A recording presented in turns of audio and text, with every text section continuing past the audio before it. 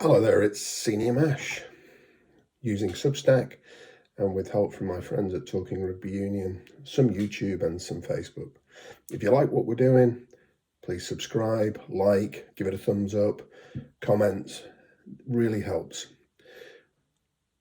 In my first rugby Substack, I put a British and Irish Lions selection grid together.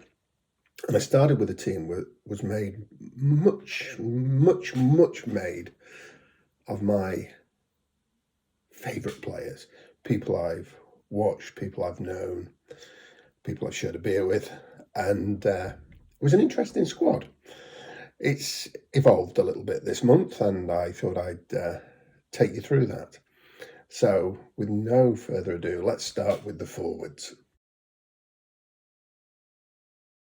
The forwards. Well, there's a lot of forwards who will be sat there thinking, why has he not thought about us? The first guy on the list has had a rather interesting week, and that's Joe Marler. I've really got a soft spot for Joe. First saw him play at Lim Rugby Club for, I think it was England under 16s or maybe under 18s. He was alongside Jamie George and Maku Vunipola, believe it or not.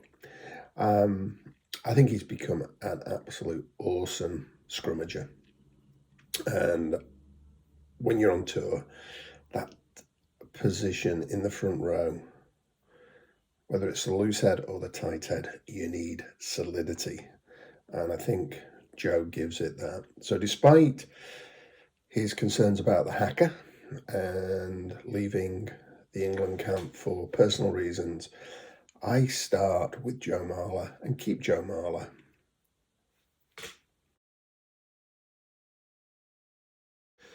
At hooker and at tight head, again, I've stayed with my original selections. Tight head, Furlong, superb scrummager. Again, I really think when you're on tour, those pillars at loose head and tight head make such a difference. So Tad Furlong stays in my selection. At hooker, I've gone with Johnny Matthews. Many of you know I talk about Johnny on a regular basis, celebrate his tries for Glasgow Warriors, post photographs of him playing for Sedgley Park. I'm a big fan, and I'm absolutely stunned that Gregor Townsend has not picked him for the Scotland squad.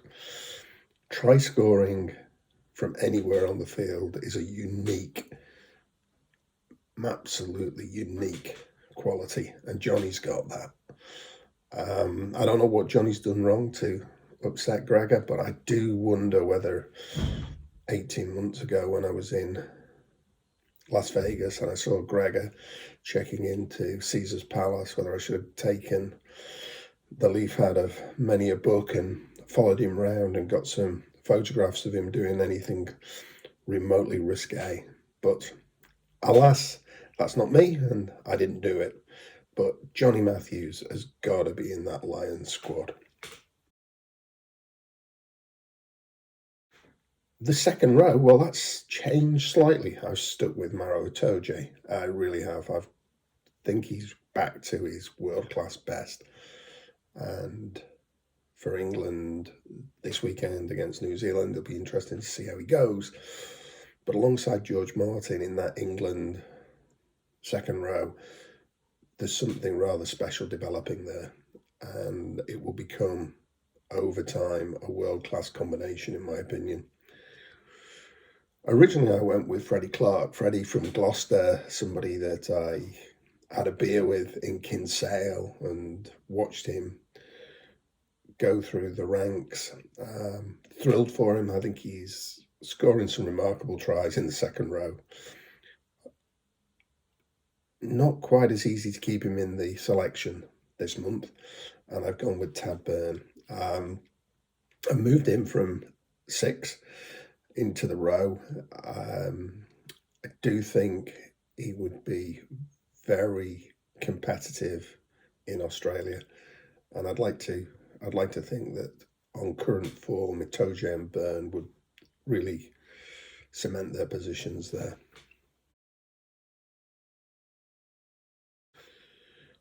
onto the back row, and here's where I start to look different.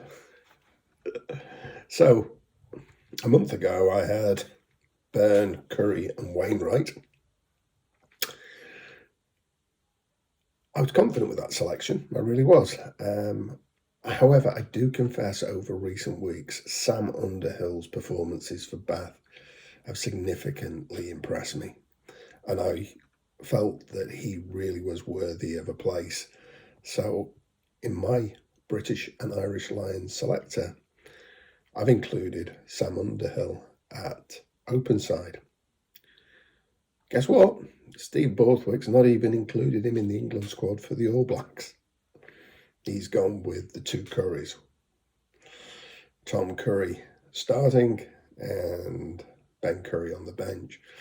But for my British and Irish Lions selection, I've gone with Tom Curry, Sam Underhill, and I've backed off Aaron Wainwright and gone with Caelan Doris. I do think that over the coming months, Wainwright will force his way into reckoning, and I'll be the first to acknowledge that and include him in my selections in the future. And now to the backs. Well, I've had some great feedback about my back selection, notably Ruaridh McConaughey starting on the wing, and as yet not forcing his way into the first 15 at Bath. He will do. Very talented player. But on the basis of what I've seen over the last 4 weeks, I've changed my wing positions, and McConaughey is replaced by Anthony Watson, who I think has been outstanding for Leicester over the last 4 or 5 weeks. I've kept with Mike Haley at fullback. It's got so much time for Mike, and really hope that he forces his way into Lion selection. But for me, he should be a Lion. Again, Steve Borthwick's selections have thrown me this week because I thought Alex Lozowski was absolutely nailed on to start against the All Blacks. Borthwick's taking that risk with Henry Slade, and I do think it is a risk. Great player, absolutely great player, don't get me wrong, but I think there's risk attached to this. So for my Lions selection for the month of October, I'm going with Alex Lozowski and Gary Ringrose. I've also made another change on the wing.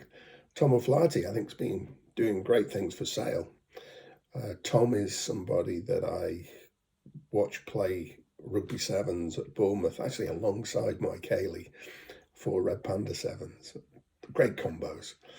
I thought Tom was going to be a scrum half, actually, but he's done fabulously well for Exeter and now for Sale. And I do think he can get back into my Lions contention. But for the moment, I've gone with Duhan van der Merwe on the wing. Powerful, strong, can be a game changer. In Australia, he'll do well.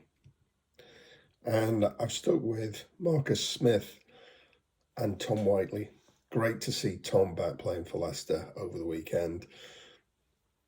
From seeing him as a 16, 17-year-old playing rugby sevens at the Scottish Sevens up here in Lancashire, he's a guy that impressed me so much.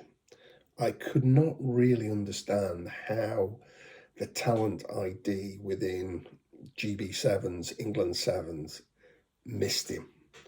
Just phenomenal player, and he's a good man. I like what he does.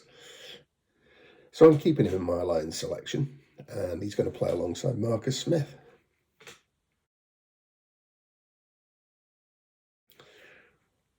Replacements.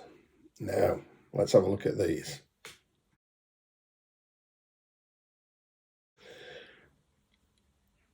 The hooker, loose head and tight heads on the bench stay the same.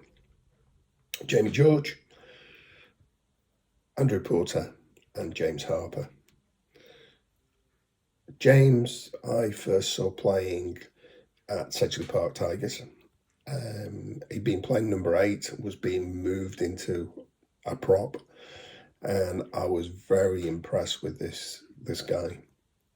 His physicality, excellent. His technical skills, great. And I have a sneaking feeling that this guy is going to be one of the strong men of English, British and Irish Lions front rows for the next 15 years. So, James, no pressure, but you're in my British and Irish Lions selection, starting off the bench. David Jenkins, not in contention because of injuries, so I've gone with George Martin. As I said earlier, got great expectations of George. Let's see how he runs this week alongside Maro Itoje, England versus All Blacks, but should be pivotal to the result of the game, and will just cement his place in my British and Irish Lions selection. I've switched Caelan Doris, Aaron Wainwright. I think that's a fair thing to do based on performances over the last 4 or 5 weeks. Jamison Gibson-Park comes in on the bench. Again, Alex Mitchell, unfortunately, injured. And I'm using what I would consider 2 of the most talented backs currently playing in the Gallagher Premiership, Finn Russell and George Fairbank. I've got them on the bench. I think both of those, whether you call them finishers, it doesn't matter. Both of those guys are capable of magic moments. And those of you who've listened to my other podcasts on Substack will know that magic moments are important to me, more so than process.